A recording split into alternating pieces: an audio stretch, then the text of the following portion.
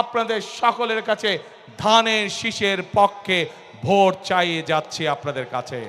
আমি কি আপনাদের সমর্থন পেতে পারি প্রিয় ভাই বোনেরা? ইনশাআল্লাহ।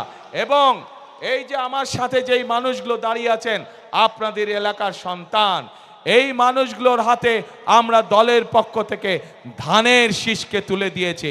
এই প্রত্যেকটি মানুষকে আপনারা 12 তারিখ পর্যন্ত দেখে রাখবেন। 12 তারিখে এরা নির্বাচিত হলে পরে তাদের দায়িত্ব হবে 24 ঘন্টা আপনাদেরকে দেখে রাখা, এই এলাকাকে দেখে রাখা, এই এলাকার মানুষকে দেখে রাখা। আমি কি এই মানুষগুলোকে আপনাদের হাতে দিয়ে যেতে পারি? ইনশাআল্লাহ।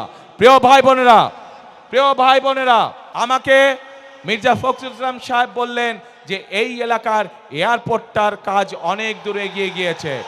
ইনশাআল্লাহ বিএনপি আগামী 12 তারিখে নির্বাচনে সরকার গঠন হলে যত দ্রুত সম্ভব আমরা এই এলাকার এয়ারপোর্ট ইনশাআল্লাহ চালু করব।